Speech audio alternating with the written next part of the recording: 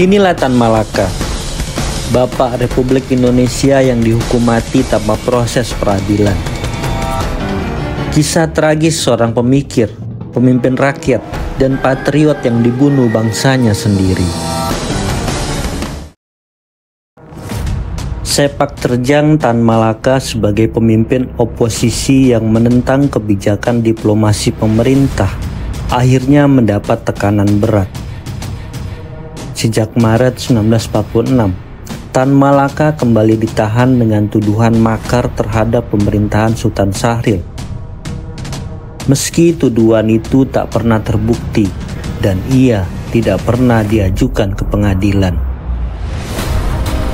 Setelah 2 tahun 6 bulan di penjara, Tan Malaka dibebaskan pada 16 September 1948.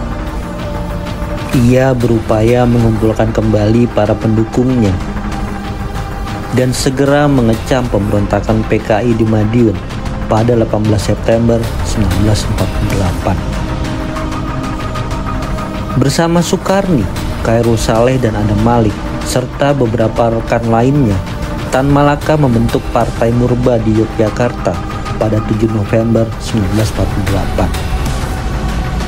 Partai ini menganut asas anti-fasis, anti-imperialis, dan anti-kapitalis, dan merupakan fusi dari Partai Rakyat, Partai Buruh Merdeka, dan Partai Rakyat Jelata. Meskipun pendirian Partai Murba mencerminkan perkembangan ideologi, politik, dan organisasi Tan Malaka, ia enggan memimpin partai tersebut, sehingga kepemimpinan dijalankan oleh Sukarni. Usai kongres pendirian Partai Murba, Tan Malaka harus menentukan masa depan pergerakannya. Meski Yogyakarta strategis sebagai ibu kota Republik Indonesia, dia merasa tidak aman di sana karena khawatir akan pendudukan Belanda dan penangkapan oleh pemerintah. Selain itu, Tan Malaka ingin memahami pikiran rakyat secara langsung. Ada 2 rencana perjalanan, Jawa Barat dan Jawa Timur. Kemungkinan ke Banten ditinggalkan karena Darul Islam sangat aktif di sana dan membenci kaum komunis. Selain itu, Banten terisolasi dari pusat Republik.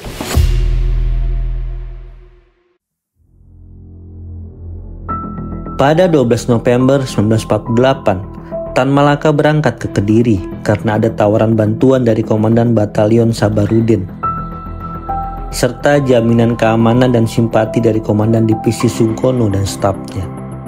Dimulailah perjuangan gerilya di Jawa Timur. Tan Malaka bertemu dengan prajurit TNI dan pimpinan politik, serta berjalan-jalan untuk memahami kondisi penduduk kampung yang miskin dan aspirasi rakyat Indonesia. Dalam setiap pertemuan dan pamflet yang dia tulis selama di Jawa Timur, Tan Malaka menuangkan gagasannya tentang cita-cita negara sosialis. Dia menjelaskan ide-idenya dalam Gerpolek, gerilya politik ekonomi, pada kalangan militer yang menyambutnya dengan hangat. Dia rutin mengecam politik diplomasi Soekarno-Hatta yang dianggapnya menyia-nyiakan hak mereka sebagai pemimpin. Sebagai contoh kesuksesan propagandanya, sebanyak 17-19 batalion bergabung dalam gabungan pembela proklamasi untuk menghadapi serangan Belanda dengan mengikuti petunjuk Gerpolek. Propaganda Tan Malaka yang menentang politik diplomasi Soekarno-Hatta dianggap sebagai ancaman oleh pemerintah. Gerakannya harus ditumpas. Tan Malaka bersama GPP berpindah-pindah markas dan akhirnya melarikan diri ke arah selatan Jawa Timur. Pada 19 Desember 1948, Belanda melancarkan agresi militer Belanda II. Indonesia terancam lumpuh karena Soekarno, Hatta, dan anggota kabinet lainnya ditangkap Belanda. Di tengah situasi itu, Tan Malaka dan rekan-rekannya menghalau Belanda yang merangsek ke sejumlah kota di Jawa Timur dan Jawa Tengah. Menurut testamen politik Soekarno, jika Soekarno-Hatta tidak berdaya, kepemimpinan revolusi diserahkan kepada Tan Malaka, Sahril, Wongsonegoro, dan Iwa Kusuma Mantri. Dengan situasi negara terancam, Tan Malaka sah memimpin revolusi Indonesia.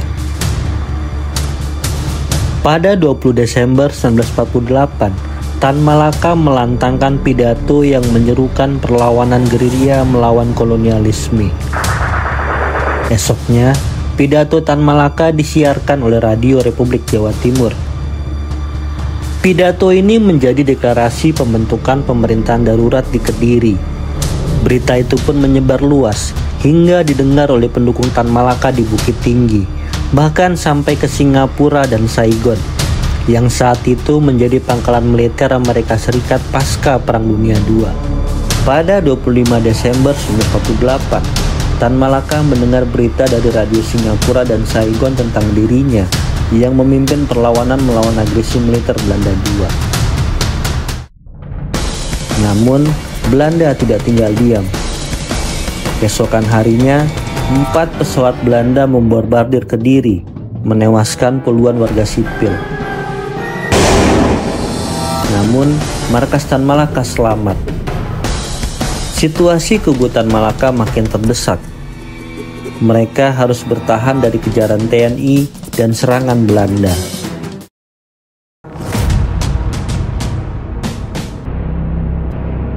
Pasca penyerbuan markas Blimbing, Kediri, Sabarudin lantas memerintahkan Jafar untuk mengantarkan Tan Malaka ke Trenggalek. Harapannya, di sana tentara Republik Indonesia pelajar bisa menemukan tempat aman untuk Tan Malaka. Situasi Kediri saat itu memang lagi panas. Tan Malaka dikejar oleh 2 kekuatan besar, tentara Republik Indonesia yang anti kiri dan pasukan Belanda. Rombongan itu terdiri dari 7 orang: Tan Malaka, Jafar, Dimin, Ali, Cut, Teguh, dan Sukatman. Rombongan bergerak menuju selatan, melintasi medan yang berbukit-bukit selama 2 hari dan 2 malam. Perjalanan makin sulit karena kaki kanan Tan Malaka bengkak besar. Tragisnya, Jafar dan Cut kemudian melarikan diri ketika bahaya penangkapan mengancam. Sementara Dimin, Ali, Teguh, dan Sukatman langsung kabur begitu keberadaan mereka ditemukan. Tan Malaka ditinggal sendirian. Meskipun demikian, Dimin, Ali, Teguh, dan Sukatman menyusul Tan Malaka. Mereka kemudian berhasil ditangkap oleh Letnan II Sukoco dan 3 anak buahnya yang bermarkas di Silopanggung. Setelah tahu siapa yang mereka tangkap, Sukoco tak banyak pikir lagi. Dia memutuskan Tan Malaka adalah seorang komunis yang berbahaya sehingga harus diberlakukan hukuman militer. Dan Sukoco pun berseru, lalu Suradi TKB melepaskan peluru. Dimin, Ali, dan Teguh juga dieksekusi. Sementara Sukatman berhasil kabur dengan meloncat ke Sungai Berantas. Tan Malaka dimakamkan di tengah hutan. Ketika makamnya digali, diketahui bahwa ia dimakamkan dengan tangan yang sedang terikat ke arah belakang, persis seperti layaknya seorang tawanan perang.